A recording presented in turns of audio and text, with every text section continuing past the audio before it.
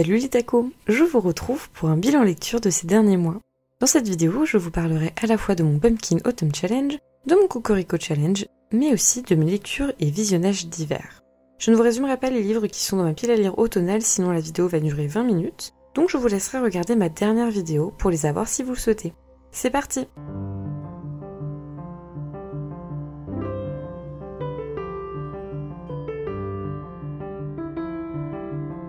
Commençons par septembre. J'ai terminé le premier tome de la saga Métro de Dmitri Glukhovsky, Métro 2033, qui m'a laissé un peu dubitative. J'ai lu quelques autres livres dont je vous parlerai ensuite, avant de m'attaquer à la suite, Métro 2034, et j'ai beaucoup plus aimé cet opus. Et encore plus, grâce à un élément donné dans le dernier opus de la série, Métro 2035, que j'ai enchaîné. J'ai adoré cette conclusion qui était dans l'esprit de mon livre préféré de l'auteur, Futur. Je ne vous en dis pas plus sur cette saga puisque je souhaiterais vous en parler en détail dans une vidéo dédiée. Mais sachez que si le premier tome est long et truffé de défauts, les suivants sont meilleurs et l'apogée du récit vaut vraiment le coup. En septembre, j'ai aussi découvert deux autres œuvres, dont Cro-Blanc de Jack London. J'ai abandonné cette lecture à peu près au milieu du récit. Le rythme était un peu trop lent à mon goût et la narration ne m'a pas vraiment plu. Il y a une sorte d'association de Cro-Blanc à un humain dans ses actions, ses réflexions, à laquelle je n'ai pas vraiment accroché. Ma dernière lecture de septembre m'a au contraire beaucoup plu. Ce fut After d'Aurélie Velten, que j'ai lu dans le cadre de la lecture commune du Galactic Book Club de Snodza. J'ai absolument adoré ce court roman. L'histoire m'a touchée, les personnages m'ont ému, les découvertes, la tension m'ont vraiment tenu en haleine, et j'ai adoré la fin du roman. C'est un de mes coups de cœur de l'automne. Et en parlant de coups de cœur, en octobre, je me suis enfin décidée à lire Terre Marron de Michael Rock, qui a été une superbe lecture. L'Anville, mégalopole caribéenne, est au centre de tous les regards. À la pointe de la technologie, elle s'élève toujours plus haut en oubliant ses racines. Pat et sa bande vivent de magouilles et de braquages, Joe et Patson courent de galère en galère, et Hercélonia infiltre les hautes sphères des corps politiques. Tous rêvent de retrouver la terre de leurs ancêtres, le tout-monde. Pour y parvenir, une seule façon, renverser l'ordre établi. Dans ce roman aussi, j'ai adoré l'univers, qui est sale, sombre, les personnages bousculés par la vie, meurtris, mais plein d'espoir néanmoins. Le personnage de Pat m'a beaucoup ému et j'ai aimé découvrir une culture qui m'était inconnue, celle des Caraïbes. J'ai eu la chance de voir l'auteur autour d'une rencontre sur les futurs désirables, et cette lecture associée à cet événement m'a donné envie de découvrir plus d'œuvres du même genre, donc si vous avez des recommandations de livres d'afrofuturisme, n'hésitez pas à me les donner en commentaire. Enfin en octobre, j'ai lu un autre roman, qui cette fois a été une grosse déception, La maison qui parcourait le monde de Sophie Anderson.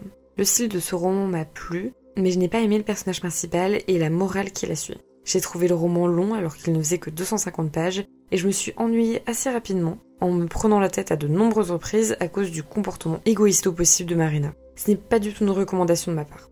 Voilà pour mes romans lus en automne. Mon mois de novembre était consacré à la lecture de Métro 2034 et 2035, dont je vous parlerai dans une prochaine vidéo. Cet automne, j'ai aussi lu de nombreux graphiques, avec la suite de séries comme Jujutsu Kaisen et Fire Force, qui étaient de très bons tomes. Les deux séries arrivent à leur fin et ces tomes entament déjà les arcs finaux, et c'est un véritable régal à lire. J'ai découvert la série Decorum en 2 tomes, qui était très belle, mais que j'ai trouvée assez inintéressante sur le plan scénaristique. Par contre, les illustrations étaient magnifiques, et le style graphique change entre les pages, ce qui est super agréable à regarder. Donc je vous invite grandement à feuilleter cette œuvre. J'ai aussi terminé la série Black Torch, parue en 5 tomes, qui était super sympa. Jiro est un jeune bagarreur issu d'une famille de ninjas qui a la capacité de parler aux animaux. Il porte secours à un chat blessé, Rago, qui se révèle être un puissant Mononoke poursuivi par un de ses congénères, prêt à tout pour le rallier à son camp, quitte à tuer Jiro.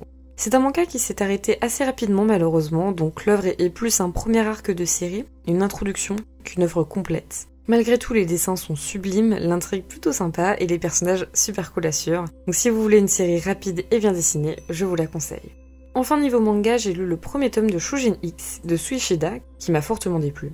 En 1898, suite à la multiplication de surhumains appelés Shujin, le monde fut divisé en provinces autonomes. 50 ans plus tard, un crash aérien va changer le destin de la jeune Elsie et impacter le quotidien des lycéens Tokyo et Azuma.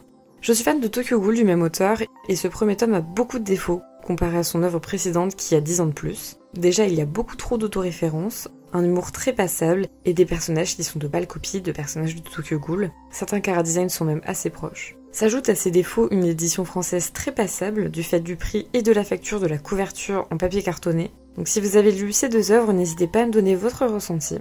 Enfin pour les graphiques, j'ai lu Les Contrées salées de Hope Larson et Rebecca Mock, une très belle BD sur le thème de l'écologie. Elbert, le frère aîné de Vancel, revient à la maison familiale avec ses traumatismes de la Première Guerre mondiale. Son retour marque le début de phénomènes étranges, dont l'apparition d'une mystérieuse jeune femme qu'Elbert aurait abandonnée en France.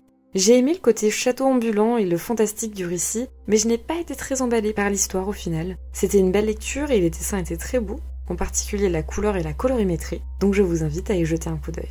Enfin, passons à mes visionnages de l'automne. J'ai regardé énormément d'animés, et il faut dire que la saison est dingue, avec la saison 6 de My Hero Academia, la saison 1 de Chainsaw Man, la saison 3 de Mob Psycho 100, la fin de la partie 6 de JoJo's Bizarre Adventures, la suite de Bleach ou encore la suite de Spy Family. Il y a beaucoup de bonnes choses, et j'ai décidé de suivre plusieurs séries, dont My Hero Academia, Mob Psycho 100 et Chainsaw Man. Je passe un excellent moment chaque semaine devant chaque épisode, et les cliffhangers sont toujours au rendez-vous.